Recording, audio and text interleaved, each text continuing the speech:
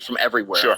And I think we're at a moment where we gotta really find a way to have some common sense and strike a balance. You know, I heard in one of your videos someone talking about, you know, being labeled a racist and all this stuff, and they're like, I'm not. All I want to see is, I'm cool with someone having their culture, but when it comes to like assimilating to like first world values in our culture, if you're gonna come here, those assimilations have to happen. And when I look at our America, which we were the first melting pot of all this, there were growing pains with that, but that's what people did. Sure. You know, grandma came here in like my family lineage and spoke Italian in the house, but the kids spoke English too. Sure. Right? And then the generations grew on that. And what seems to be happening, and you would know better than me because you've been on the ground in a lot of this, is you're seeing a lot of communities, whether it be in England, France, Germany, United States sometimes, but I'm looking more at Europe right now. You're seeing a lot of communities where they mass migrate into said country, and then they say, we're bringing our entire culture, we're taking on none of yours. And that balance is not good, I agree. I mean, I even was walking across the street to get to your office, the studio, wherever we're calling it, and I hear a number of languages that are not English. I'm like, where the fuck am I? I'm in the global bazaar, right? What is the national identity in a city like New York City, right? Is the whole premise to be this global bazaar where you can go get tikka masala, halal, pizza? What does it mean to be an American in New York City? I don't know anymore. I was at the gas station. I did take a piss so bad, my bladder was on the verge of exploding. I walk to the front counter. I say, hey, where's the bathroom? He points. I come back. Man, you're a lifesaver. Thank you so much, bro. You having a good day? He says, no, and he smiles. He had no fucking clue what I was saying, bro. He didn't speak English. So we got to ask ourselves, what is the common ground to be an American? What is American identity?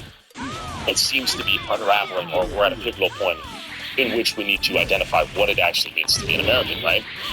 We're grappled with some pretty important questions that you and I will have to answer in our lifetime that will dictate the future, the heart and soul of what it means to be American. Yeah. Did you know that there's an online cannabis company that ships federally legal THC right to your door? And that this company has found a way to combine THC with carefully selected functional ingredients to target nearly every mood and health concern you can think of? The company I'm talking about is Mood.com and their incredible line of functional gummies. And today you can get 20% off your first order at Mood.com by using promo code Julian at checkout. Forget one-size-fits-all supplements that only get you high. Mood's functional gummies are optimized to kick in as little as 15 minutes and take you to the mood you're looking for.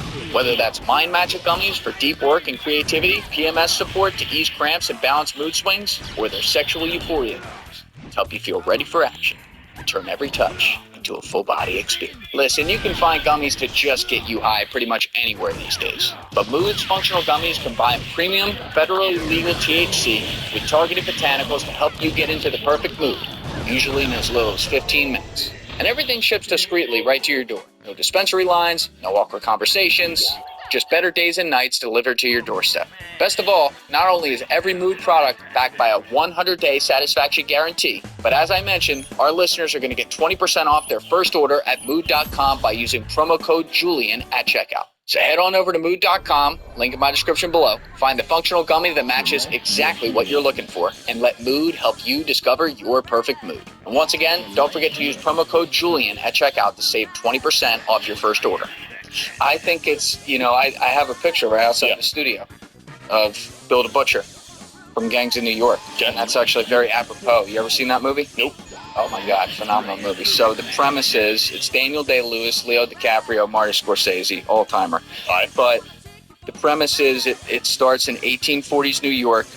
New York is really starting to burgeon, and you have all the natives, the people whose families were originally here, and then you have the Irish, right? And so Bill Cutting is a native, right? And so he fights this war with Leonardo DiCaprio's father and wins. Leonardo DiCaprio flees the city as a child, comes back as an adult, and sets up an Irish gang. And the whole concept is we don't want your dirty values in here or whatever. So I always look at that the resistance of being able to bring in a bunch of people, fighting against the idea that people want to be a part of this, but the resistance doesn't think they want to be a part of it. So what I was saying a minute ago is that we're at a moment where a lot of the people who maybe do want to come into these places are like, yeah, I want to be here, but they're not really about being here like they were when they came to Ellis Island. Sure. They're like, I want to become a part of this. And I think we have to change the expectations and the attitudes of people to be like, I want to be a part of this. Because, by the way, I do know people who come here and, like, they're all about, they want to learn the language, they want to be a part of the culture, they love America. Yeah, but shouldn't they have learned the language before they've set foot at the doorstep of the country? You really think so? Yeah, unless they're fleeing a war-torn country or something that's legitimate, destabilized, genocide, right? Which I don't think is the predominant immigration story today. I think there's a lot of economic migration where people see America as a land ripe for economic, basically, economic plundering, economic exploitation, whatever word you want to use. They see dollar signs. They don't see, I'm going to learn English or do my best to prepare myself to speak the native tongue, which we don't have a national language, but it's English, all right? I would argue. We don't have it. The Black Buffalo Dream Hunt. Had to fire up my tour bus and hightail it across the country to get to the ranch on time. That was a heck of a time and a hell of a ride for me. We started off the morning in Tennessee trying to get on an airplane, and he went ahead and took off without me. Being on the road all the time and dealing with constant change is something I'm used to. When the day don't go as planned, you can sit there and be down about it and figure out something. Get after it and take action and get to where you're trying to go. As White Buffalo says, you got to charge ahead. Being true to that is a big part of reaching where today as an artist. That's why I made it to the ranch, because I said I'd be there. It's something that I committed to doing. Honor and commitments is part of something bigger than yourself. This is what we do from where I come from.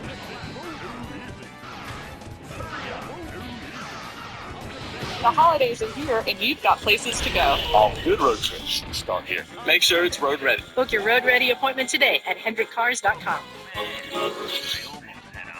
We don't have a national language officially. Well, it's not called American. You can fact check me on that. It's not called American, but like we speak English here. We speak English, but we also speak Spanish. We also speak whatever the Sure. fuck we want, I guess, tomorrow. And if enough Haitian people come into New York City, let's say, then maybe we speak Haitian Creole. Maybe that's the unofficial language. You can fact check. It's interesting. We don't have an official national language, do we? I've never thought about like if that's written like in the Constitution or some shit. But like maybe I'm. Yes, English was designated. Oh, okay, it wasn't designated until 2025. Okay, as of Trump. There you go. Shit. So this is interesting because it belies a more interesting conversation of, wow, if we don't clearly define these things and what it means to be an American, right? What is the common tongue we have? Is it English? Is it Spanish? Is it French? Is it Haitian Creole? What religion are we? Are we just any religion? Insert the blank. Are we Catholic? Are we Protestant? Are we Muslim? Are we Jewish? Where I would draw the line, because we do have written into the Constitution freedom of religion. Sure. And there's a separation of church and state. So I'm cool. But is there separation of church and state? First of all, and secondly, Great question. Is the Constitution liable to be amended once again?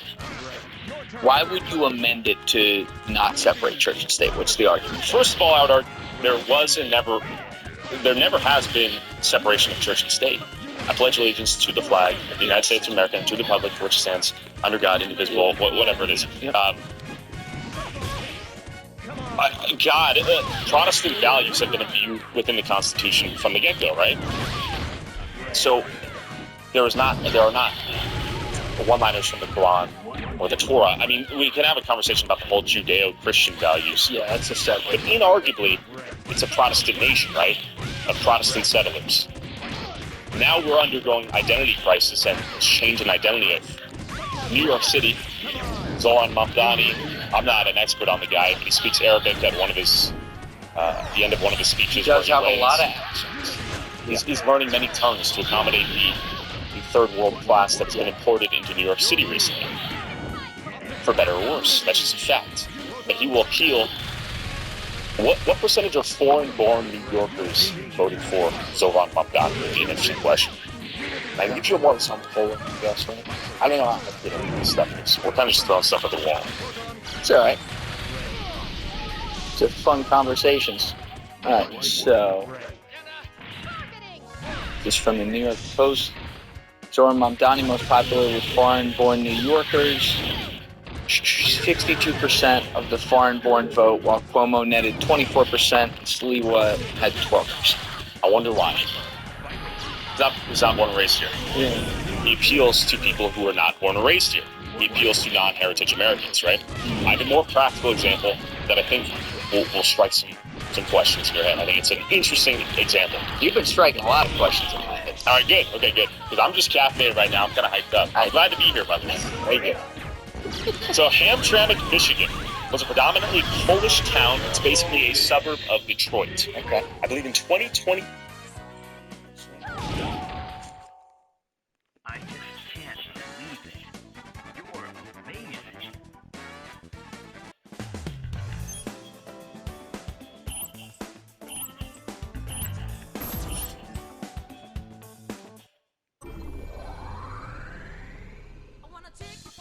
Select your heroes. Select your assist type. Select your assist type. I think so. That's what I expected. Cool decision. Select your assist What type. I expected. Select your assist type. What I expected.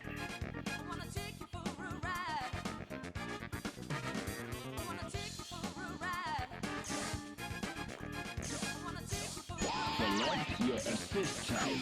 Decision.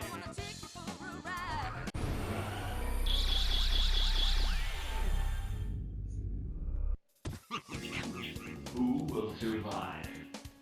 Engage.